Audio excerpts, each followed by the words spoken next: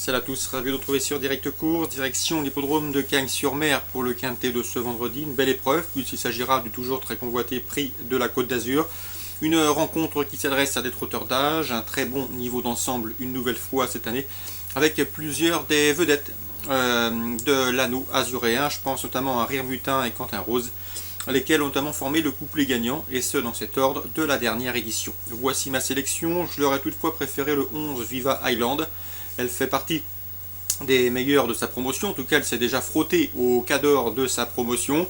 Elle a notamment pris la 6e place du Critérium des 4 ans, elle vient de participer au Critérium Continental, autre groupe 1, course dans laquelle elle s'est montrée hésitante au départ avant de revenir se porter dans le groupe de tête et de faiblir en finale. Cela dit, son potentiel est ici intéressant pour une épreuve de ce genre. Elle fait face à un engagement sur mesure au premier échelon et je pense qu'elle a les moyens de donner du fil à retordre à ses principaux aînés. Donc le numéro 11, Viva Highland, la jument de classe du lot, la seule 5 ans au départ de cette épreuve qui me semble en mesure de mener sa tâche à bien. Toutefois, elle aura fort à faire face au 12, Rire Mutin, qui, comme je vous le disais, est le tenant du titre. Son entraîneur, Édouard Couvard-Meunier, a fait de cette course un objectif. Le cheval sera d'ailleurs déféré des 4 pour l'occasion, il est performant de la sorte. Il devrait lutter pour les premières places. Le numéro 17, Quentin Rose, c'est l'un des spécialistes de cette piste cannoise. Il a terminé 2e dans cette course l'an dernier. C'est un redoutable finisseur. Il n'a plus à faire ses preuves sur l'anneau cannois, comme je vous le disais, où il affiche 18 podiums, dont 7 succès en 38 courses publiques sur 7 anneaux. Il devrait une nouvelle fois finir très fort et terminer sur le podium. On retiendra également le numéro 15, Setwork, bien connu des quintéistes. Il est en compte déjà 7 victoires au niveau quintet et 5 places, essentiellement 15 sorties. C'est vrai qu'il va le débuter à Cagnes-sur-Mer, mais il s'y déplace avec de légitimes ambitions. Le numéro 10, Toscane de Bruyère, une jument en plein épanouissement. On atteste ses derniers résultats, notamment à Vincennes, où elle a remporté un quintet plus récemment. Au cours de l'hiver, elle se déplace elle aussi pour la première fois sur l'anneau azuréen, avec la ferme intention de bien s'y défendre et de se mettre en évidence.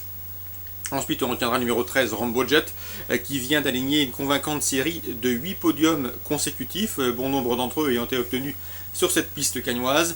Il doit rendre 25 mètres, certes, mais il semble en mesure de terminer parmi les 5 premiers de par sa régularité et son bon degré de forme.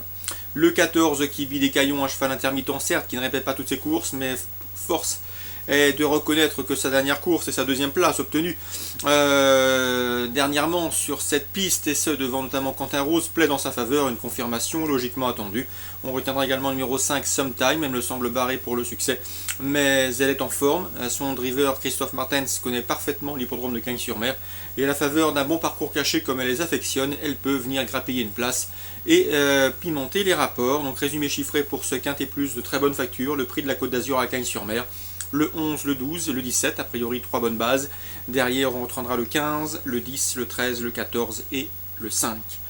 Suite du programme sur l'hippodrome de Cagnes-sur-Mer, eh bien, vous pouvez retrouver un pronostic. Pour ma part, dans cette émission, j'ai préféré me consacrer à la réunion 2, celle qui se déroulera sur l'hippodrome de Pau, en ciblant les 2e, 3e, 5e et 6e courses. Dans la 2e, j'aime beaucoup le 201 Espressa, qui n'a pas manqué ses débuts sur le cross de Pau, s'imposant plaisamment, et ce pour sa rentrée après 9 mois d'absence. Une confirmation est attendue pour le 201 Espressa, qui devrait pouvoir confirmé sur ce cross palois. Son principal rival sera sans doute le 206 Bella de Juillet, qui reste sur un probant succès sur ce parcours.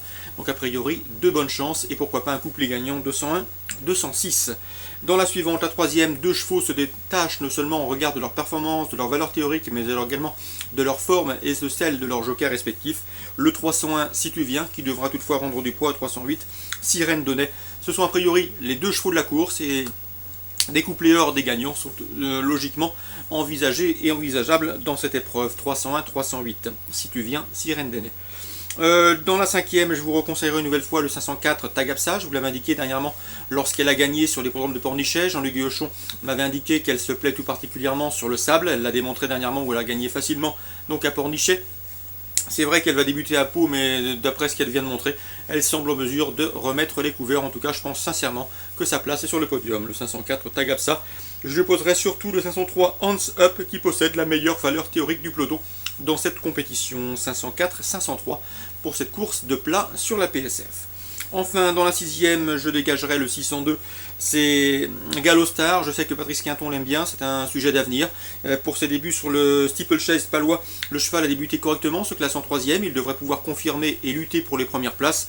Le danger pour lui pourrait bien venir des 2 pensionnaires de Jacques Ortais, le 608 Dubai Dream, qui a montré de la qualité en haie, et le 609 My Name Is Nick, qui comme son compagnon d'entraînement débute sur le steeplechase avec une belle chance de réussite. 602, 608 et 609. Course ciblée, comme je vous le disais, à Pau en Réunion 2. 2e, 3e, 5e et 6e course. Très bon jeu à tous et rendez-vous demain.